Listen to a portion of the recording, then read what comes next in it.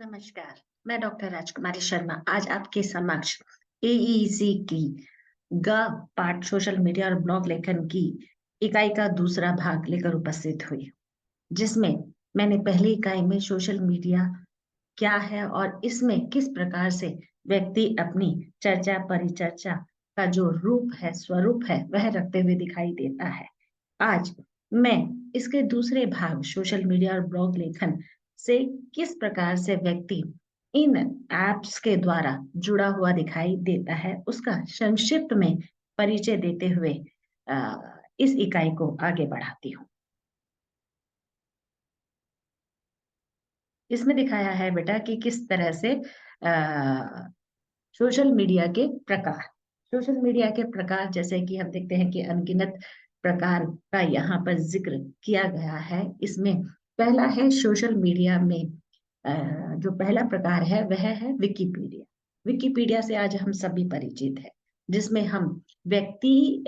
किस तरह से व्यक्ति विशेष हो क्षेत्र हो या हम देखते हैं कि अनुभव के आधार पर व्यक्ति किस तरह से उसमें अपनी बौद्धिक अभिव्यक्ति को व्यक्त करते हुए दिखाई देता है। तो विकिपीडिया का संक्षिप्त में परिचय इस प्रकार से है। विकिपीडिया एक प्रकार से ज्ञान कोश भी कहे तो अतिशयोक्ति नहीं होगी, जिसमें सभी लोग अपने द्वारा निर्मित जानकारी सामग्री भाषा का जो लेखा जोखा है या प्रचार प्रसार है उसे वह प्रस्तुत करते हुए दिखाई देता है। विकिपीडिया को न्यूपीडिया भी कहा जाता है। विकिपीडिया की शुरुआत हम देखते हैं 15 जनवरी 2001 में अंग्रेजी माध्यम के रूप में हुई, वही हिंदी माध्यम के रूप में 2003 में इसका आरंभ हुआ। इसमें व्यक्ति अपनी मौलिक एक तरह से जानकारी प्रस्तुत करते हुए दिखाई देता है, जिसमें हम ये कह सकते हैं कि विद्वान है या हम देखते हैं अभिनेता अभिनेत्री या किसी भी व्यक्ति विशेष की जो व्यक्तिगत जानकारी है वो यहाँ पर एक तरह से पुख्ता रूप में उपलब्ध होती हुई दिखाई देती है। इसी रूप में हम देखते हैं कि शोध के भी अनेक जो प्रकार है या शोध के जो आलेख है या किसी भी प्रकार की शोध संबंधित जानकारी है वह भी विकिपीडिया पर मिल जाती है। तो हम ये कह सकते हैं कि विकिपीडिया पर हम ज्ञान से संबंधित सारी चीजों का जो ओत-प्रोत है वह देख सकते हैं और उसे भेज भी सकते हैं। दूसरा है बेटा इसमें ब्लॉग लेखन। जैसे ब्लॉग के बारे में तो आज हम काफी टाइम से पहली इकाई में भी चर्चा हुई है, दूसरी इकाई में भी इसमें संक्षिप्त रूप में है कि ब्लॉग एक तरह से हम देखते हैं कि लिखित रूप में वर्णित होता है, लेकिन आज हम देखते हैं कि श्रव्य दृश्य दोनों रूपों में व्यक्ति अपने अनुभव अपनी भावना और अपने ज्ञान आदि को बोलकर एवं लिखकर व्यक्त करता हुआ दिखाई देता है। तो उस रूप में ब्लॉग लेखन आज हम देखते हैं बहुत सारे उदाहरण हमारे सामने हैं कि हम किस तरह से विषय से संबंधित ब्लॉग लिखते हुए दिखाई देते हैं या फिर अनुभव से संबंधित भी ब्लॉग लिखते हुए दिखाई देते हैं, या हम देखते हैं कि आजकल यूट्यूब पर भी बहुत प्रकार के श्रव्य दृश्य के रूप में ब्लॉग चर्चित हैं। उसमें व्यक्ति वैयक्तिक रूप से यानी कि व्यक्तिगत रूप से अपने घर की जानकारी देते हुए दिखाई देता है या अपने संबंधित महत्वपूर्ण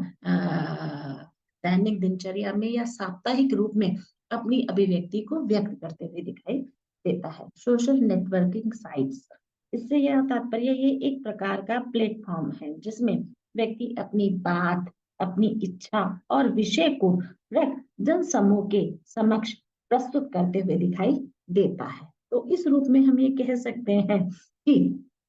सोशल नेटवर्क के साइट्स पर हम देखते हैं जैसे ट्विटर है इंस्टाग्राम है, इसमें भी व्यक्ति अपने जीवन से संबंधित या अनुभव से संबंधित या विषय से संबंधित या ज्वलन विषय से संबंधित व्यक्ति अपनी क्रिया प्रतिक्रिया व्यक्त करते हुए दिखाई देता है। इसी तरह से इंस्टाग्राम पे भी हम देखते हैं कि एक नए परिवार का वहां पर जन्म होते हुए दिखाई देता है कि हम अनेक प्रकार के चिर परिचित लोगों से वहां पर मिलते हुए दिखाई देते हैं और उनसे गुफ्तगू भी होते हुए दिखाई देती है। साथ ही साथ एक तरह से सामाजिक संबंध विस्तार में बढ़ते हुए दिखाई देता है इन सोशल मीडिया के प्रकार। ब्लॉग लेखन के प्रकार, जैसे कि अभी मैंने आपको बताया कि ब्लॉग लेखन किस तरह से श्रव्य दृश्य माध्यम हो गया। आज हर कोई व्यक्ति अपनी वैयक्तिक जानकारी देने के लिए तत्पर दिखाई देता है, या अपने आप को फेमस करने के लिए दिखाई देता है, प्रसिद्ध करने के लिए दिखाई देता हुआ प्रतीत होता है। उसमें वह अपने घर के जो वैयक्तिक एक तरह से जीवन से संबंधित भावनाएं हैं, या आत्मीयता है, या किसी भी तरह की कोई कड़वाहट है, संतरास है, उसको भी वह व्यक्त करते हुए दिखाई देता है। आज हम यूट्यूब पर देखते हैं अनेक रूपों से व्यक्ति अपने, चाहे वह सेलिब्रिटी है या आम व्यक्ति है, या किसी भी तरह की और इच्छा को वह अपनी ब्लॉग के माध्यम से एक तरह से प्रस्तुत करते हुए दिखाई देता है। दृश्य माध्यम में भी हम देखते हैं कि कई सेलिब्रिटीज अपने जीवन की जो वैयक्तिक संबंध है वह उनका चित्रण करते हुए दिखाई देते हैं। दृश्य माध्यम, हम देखते हैं कि ब्लॉग लेखन में दृश्य माध्यम का जो चलन है वह 7-8 वर्षों से कुछ अधिक दिखाई दे रहा है, जिसमें सभी व्यक्ति अपने व्यक्तिगत जीवन से परिचित अपनी कहानी, अपनी पीड़ा, अपनी समस्या, अपनी वेदना, संवेदना को दृश्य माध्यम से ब्लॉग लेखन के द्वारा दिखाने का प्रयास कर रहे हैं। क्योंकि इसमें हर कोई व्यक्ति को अलग-अलग, जैसे हम देखते हैं 2019-20 में जब कोरोना महामारी आई, तो व्यक्ति बहुत ही ज़्यादा अपने व्यक्तिगत जीवन से या नौकरी से संबंधित चीज़ों से बहुत ज़्यादा घबरा जा गया था। जिसमें हम देखते हैं कि यूट्यूब ने या अलग-अलग प्रकार की वेबसाइट ने उन्हें अपने व्यक्तित्व को निखारने का एक मौका दिया, जिसमें वह सबल रूप से अपने इस कार्य में भी सक्षम हो पा रहे हैं। तो अलग-अलग प्रकार से वह ब्लॉग लेखन की जो क्रिया है उस पर अपनी प्रतिक्रिया के लिए भी एक तरह से उपस्थित दिखाई दे रहे हैं। विषय वस्तु द्वारा हम देखते हैं कि ब्लॉग लेखन के लिए विषय का होना बहुत ज़्यादा ज़रूरी है, क्योंकि इसमें हम देखते हैं कि विषय को किस तरह से परिपक्व रूप से दिखाया जा सकता है, चाहे वह कोई व्यक्ति विशेष से संबंधित हो, या प्रचार-प्रसार के लिए संस्थान, विश्वविद्यालय भी आजकल हम देखते हैं कि अनेक प्रकार के ब्लॉग के द्वारा अपने विश्वविद्यालय को, अपने संस्थान को एक तरह से सब लोगों की निगाह में लाने का प्रयास कर रहे हैं। उसमें किस तरह से प्रोस्पेक्टिव के द्वारा चीज़ों को बताया गया है, किन-किन कोर्सों का यहाँ पर एक तरह से निर्माण या नींव रखी जा रही है, या किस तरह की फैसिलिटीज दी जा रही है, उसका भी व्याख्यान वह ब्लॉग के माध्यम से करने के लिए तत्पर दिखाई देते हैं। ब्लॉग के लिए आवश्यक तत्व है, हम देखते हैं ब्लॉग के लिए भी आवश्यक तत्व रखे गए हैं, जिसमें हम देखते हैं कि सबसे सर्वप्रथम है बोलने का कौशल। क्योंकि हम देखते हैं कि व्यक्ति को बोलने का कौशल आना चाहिए कि कब, कहाँ और किस रूप में अपनी बात को रखना है। विषय से संबंधित बात है, या विषय से हम देखते हैं भटकाव अगर उत्पन्न हो जाता है तो वह विषय भटकता हुआ दिखाई देता है। इसलिए बोलने का कौशल होना अत्यंत आवश्यक है कि हम विषय के अनुसार ही अपनी चीज़ों को वहाँ पर एक तरह से चित्रित करें, एक तरह से वर्णित करें। हम देखते हैं कि ब्लॉग में विद्वान भी अपने वक्तव्य द्वारा या अपने द्वारा निर्मित चीज़ों का उल्लेख ब्लॉग के द्वारा करते हुए दिखाई देते हैं। उसमें वह अपने विचार, अपने अनुभव और अपने जीवन से संबंधित कई बार चर्चाओं का भी रूप स्वरूप रखते हुए दिखाई देते हैं। हम देखते हैं कि कई व्यक्ति मुख्य बिंदुओं पर ही अपने ब्लॉग को लिखते हुए दिखाई देते हैं, या ज्वलंत समस्याएँ किस तरह से समाज में व्यक्ति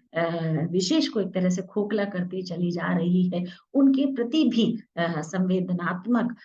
रूपों को वहाँ पर दिखाया जा रहा है। हम ये भी देखते हैं कि भाषा से संबंधित भी अनेक प्रकार के ब्लॉग हमारे एक तरह से इन ऐप्स के द्वारा हमारे सम्मुख प्रस्तुत होते हुए दिखाई देते हैं। तो ब्लॉग आजकल के लिए हम एक कहें कि एक प्रकार से ज़रूरत हो गई है लोगों की, कि किस तरह से लोग अपने जातिगत जीवन से या व्यक्तिगत जीवन से या पारिवारिक जीवन से, सामाजिक जीवन से लोगों के एक तरह से व्यवहार को, एक तरह से प्रतिक्रिया को या ज्ञान की रूप में लोगों तक अपने संवाद पहुँचाने का जो क्रम रखते हैं, वह अद्भुत दिखाई देता है। एक बहुत बड़ा प्लेटफ़ॉर्म है जिसके द्वारा व्यक्ति अपने व्यक्तित्व को निखारते हुए दिखाई देता है। प्रेरणादायक, हम देखते हैं कि सोशल मीडिया के जितने भी ये ऐप हैं, उनके द्वारा हमारे ज्ञान का तो विकास होता ही है। साथ-साथ हम देखते हैं कि कवि या आलोचक या अनेक प्रकार के जो मोटिवेशनल लोग हैं, वह अपने वक्तव्य द्वारा लोगों को एक तरह से प्रेरणादायक रूप में उन्हें प्रस्तुत करते हुए दिखाई देते हैं। क्योंकि हम देखते हैं कि इस भागती-दौड़ती ज़िंदगी में हर कोई व्यस्त दिखाई दे रहा है और व्यस्तताओं में हम देखते हैं सफलता से ज़्यादा असफलता का मुख देखना पड़ता है। तो उसके लिए हमारे जो कवि हैं, वो समय-समय पर हमें ब्लॉग के द्वारा हमें उत्साहित करते हुए दिखाई देते हैं। हमारी प्रेरणा को एक बहुत ही उत्साहपूर्ण अभिव्यक्त करते हुए दिखाई देते हैं। चीज़ों से लड़ना, संघर्ष करना भी हमें इन मोटिवेशनल रूपों में, प्रेरणादायक रूपों में हमारे समक्ष प्रस्तुत होते हुए दिखाई देते हैं ब्लॉग के माध्यम से। सूचना और विकास का महत्व हम देखते हैं कि